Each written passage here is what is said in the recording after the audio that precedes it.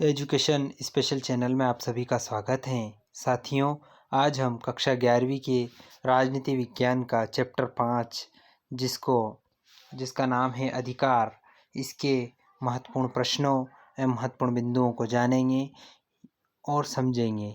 साथ ही साथ ये जो वीडियो हैं कक्षा 11वीं वालों के लिए महत्वपूर्ण तो है ही, साथ ही साथ जितने भी कंपटीशन एग्ज़ाम के जो विद्यार्थी हैं उनके लिए भी ये वीडियो बहुत ही मददगार साबित होगा। वीडियो की शुरुआत करने से पहले यदि आप चैनल पर नए हैं और अभी तक आपने चैनल को सब्सक्राइब नहीं किया है तो मित्रों, सबसे पहले आप चैनल को सब्सक्राइब कर लें और बेल आइकन को प्रेस कर लें ताकि आने वाले वीडियो की नोटिफिकेशन आपको मिलती रहेगी। आइए शुरुआत करते हैं। अधिकार, सबसे पहले महत्वपूर्ण बिंदुओं को जान लेते हैं। अधिकार उन बातों का प्रतीक है जिन्हें समाज के सभी लोगों को सम्मान और गरिमा का जीवन बसर करने के लिए महत्वपूर्ण और आवश्यक समझते हैं। 10 दिसंबर 1948 को संयुक्त राष्ट्र की सामान्य सभा ने मानवाधिकारों की सार्वभौमिक घोषणा को स्वीकार किया और लागू किया। 17वीं और 18वीं शताब्दी में राजनीतिक सिद्धांतकार तर्क देते थे कि हमारे लिए अधिकार प्रकृति या ईश्वर दत्त प्रदत्त हैं। हमें जन्म से वे अधिकार प्राप्त हैं, अतः कोई व्यक्ति या शासक उन्हें हमसे छीन नहीं सकता।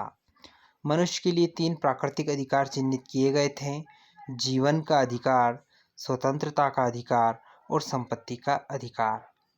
अगला बिंदु है नागरिक स्वतंत्रता और राजनीतिक अधिकार मिलकर किसी सरकार की लोकतांत्रिक प्रणाली की बुनियादी का निर्माण करते हैं। राजनीतिक अधिकार नागरिकों को कानून के समक्ष बराबरी और राजनीतिक प्रक्रिया में भागीदार का हक देते हैं। अधिकारों का उद्देश्य लोगों के कल्याण की हिफाजत करना होता है।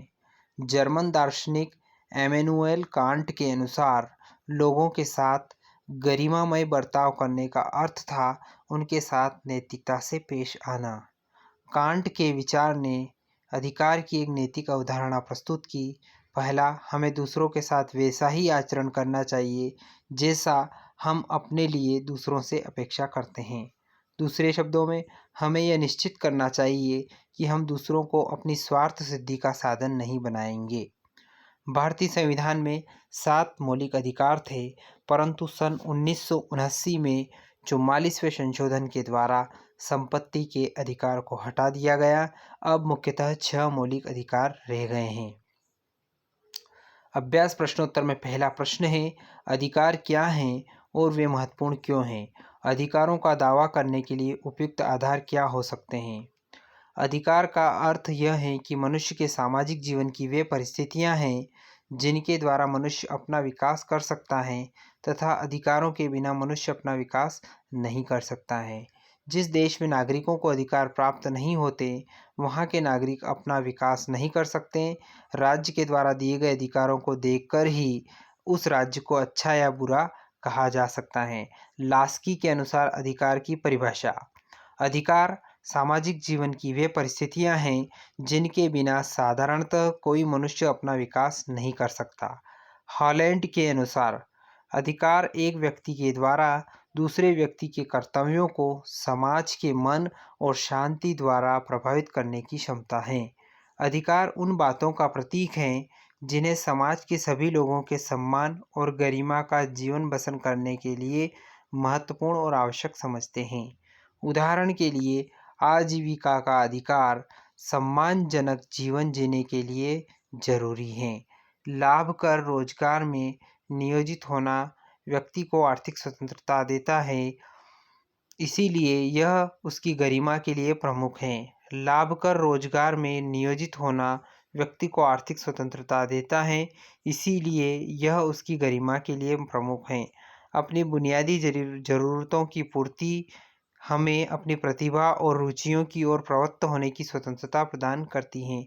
अधिकार का महत्व, अधिकार का क्या महत्व ये भी हम जान लेते हैं। अधिकार से व्यक्ति के व्यक्तित्व का विकास होता है। अधिकार से व्यक्ति के अंदर पाई जाने वाली शक्तियों का विकास होता है। इससे व्यक्ति और समाज की उन्नति होती है। अधिकार सरकार को निरंकुश बनाने से रोकते हैं। अधिकार सामाजिक कल्याण का साधन है। अधिकार व्यक्ति के जीवन को सुखमय बनाता है। अधिकार के मांग के आधार।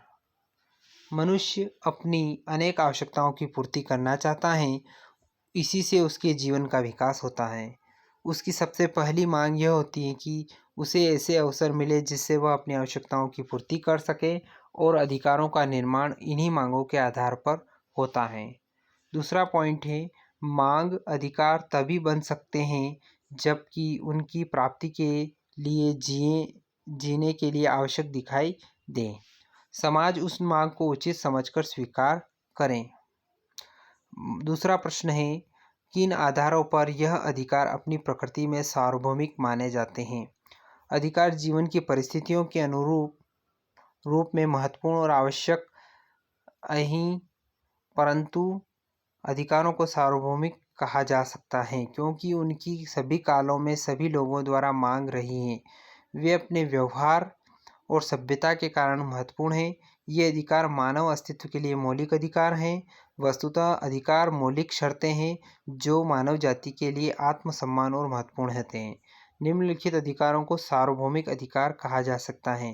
पहला अधिकार है जीविका का अधिकार। दूसरा है अभिव्यक्ति की स्वतंत्रता। जीविका का अधिकार एक व्यक्ति के जीवन का आधार है, जिससे उसका जीवन चलता है, इसलिए यह अति महत्वपूर्ण, आवश्यक और सार्वभौमिक है।